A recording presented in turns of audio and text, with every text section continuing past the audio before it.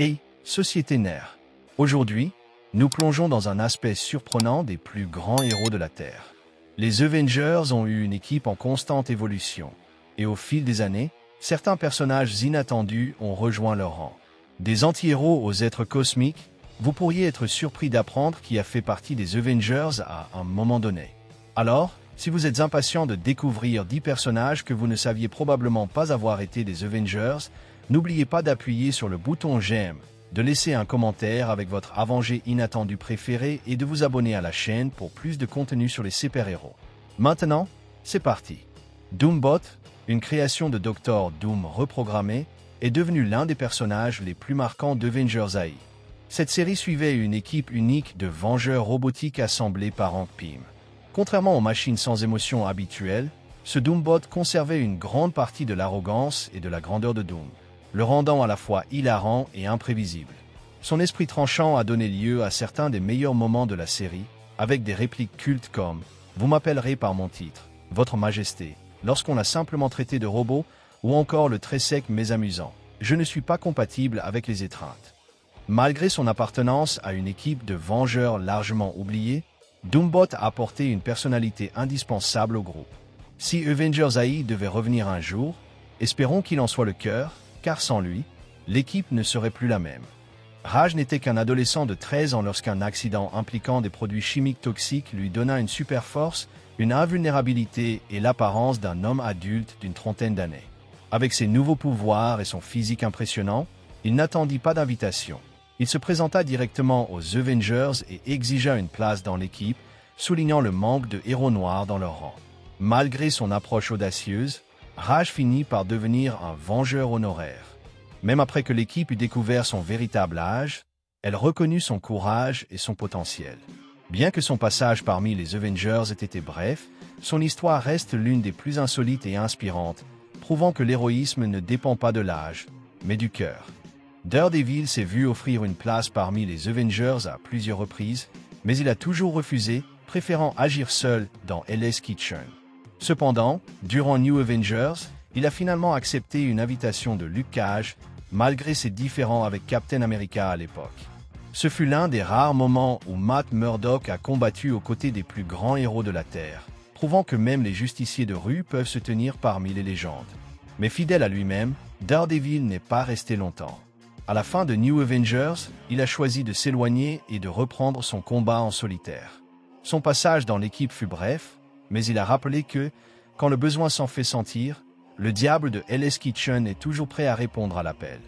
Moon Knight, l'imprévisible avatar de Khonshu, a toujours préféré opérer en solitaire, mais cela ne l'a pas empêché de rejoindre les Avengers à plusieurs reprises.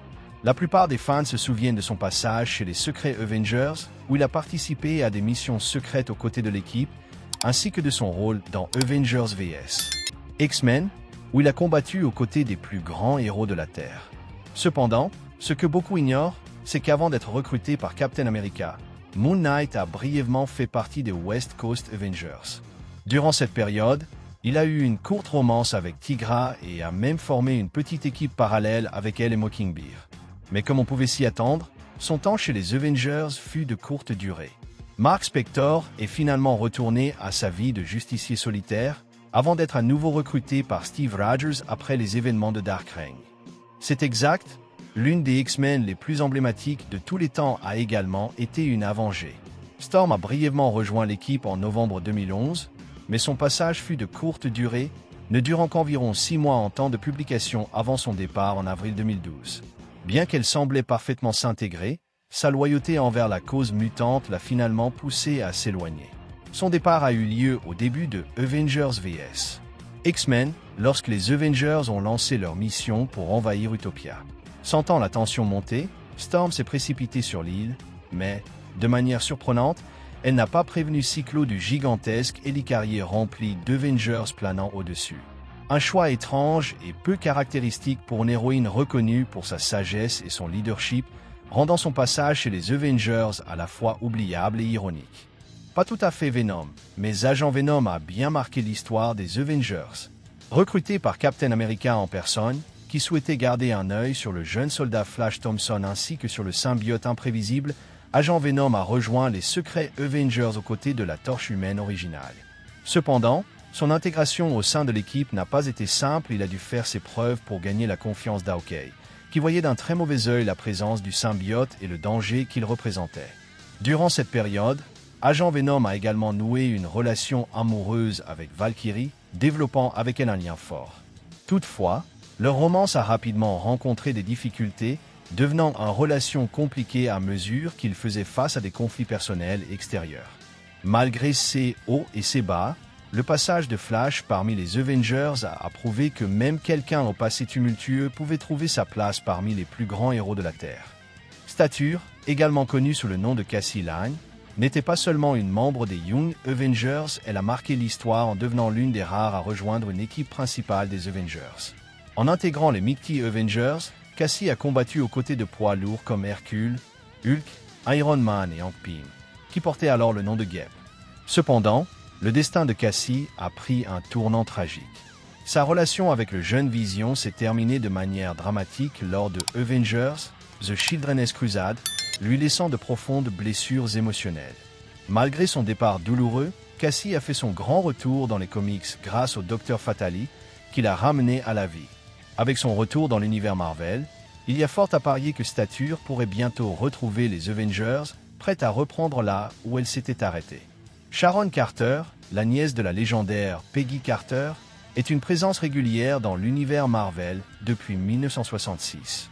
Cependant, elle n'est devenue officiellement une Avenger qu'en 2010, rejoignant l'équipe des Secret Avengers à la demande de Steve Rogers lui-même. Malgré son passage bref chez les Avengers, le séjour de Sharon n'a pas été sans événements. Elle a quitté l'équipe juste avant les événements de Avengers vs X-Men et s'est rapidement retrouvée piégée dans une autre dimension, où elle a été présumée morte pendant un certain temps. Tout au long de sa carrière, cependant, Sharon a toujours été définie par son rôle d'agente du SHIELD et reste l'une de ses opératives les plus dignes de confiance, son passage chez les Avengers étant plus une exception que la règle. Sandman, alias William Baker, a vécu l'un des parcours les plus tumultueux de l'univers Marvel. Après un incident bizarre où il s'est fusionné avec l'homme hydrique, formant un monstre de boue, il passa des mois piégé dans cette forme monstrueuse. Lorsqu'il réussit enfin à s'en libérer, il prit une décision audacieuse de changer sa vie, jurant d'utiliser ses pouvoirs pour le bien et d'aider les gens. Ce nouveau chemin l'amena à devenir brièvement un membre probationnaire des Avengers, où il a même aidé l'équipe à vaincre la puissante Morgane Le Fay. Cependant, son temps en tant que héros ne dura pas longtemps. Après avoir été manipulé par le sorcier, Sandman retourna à ses anciennes habitudes criminelles. Malgré son potentiel de rédemption, l'appel de ses crimes passés fut trop fort et il se retrouva dans le monde des vilains qu'il avait tenté de fuir. Oui, tout le monde sait que Spider-Man est un vengeur dans les comics, mais beaucoup de gens pensent que cela n'a eu lieu qu'avec les nouveaux Vengeurs. Cependant, ce n'est pas le cas. Spider-Man avait en réalité été un vengeur pendant un certain temps, dès 1991, lorsqu'il est devenu un membre réserviste officiel. Bien qu'il ne soit devenu un membre actif de l'équipe qu'à l'ère des nouveaux Vengeurs, sa carte de membre était déjà dans le système depuis des années avant cela. Cette inclusion précoce en tant que membre réserviste signifiait que Spider-Man était toujours à un appel près de rejoindre les Vengeurs en cas de besoin.